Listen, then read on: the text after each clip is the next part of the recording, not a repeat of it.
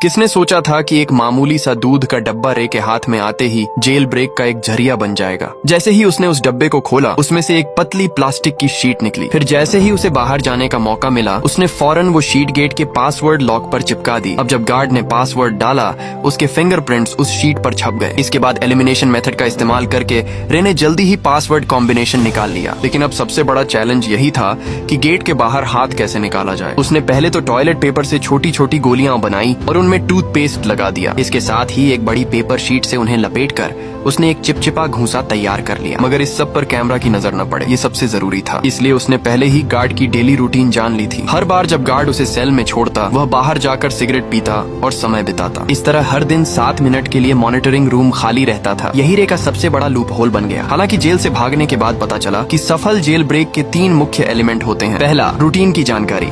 दूसरा, जेल का लेआउट समझना। तीसरा, बाहर साथी का होना। रे के पास पहले 2 एलिमेंट थे और जेल की स्ट्रक्चर का भी उसे पूरा अंदाजा था। उधर उसने जेल के बगल में एक वीक स्पॉट भी देखा। वहाँ एक फायर स्टेशन था। रे के पास सिर्फ ब्लैक सेल की लोकेशन थी। सब कुछ समझने के बाद उसने अपना प्लान शुरू कर दिया। एक दिन उसने जानबूझकर एक गाड़ी को मारकर घायल कर दिया।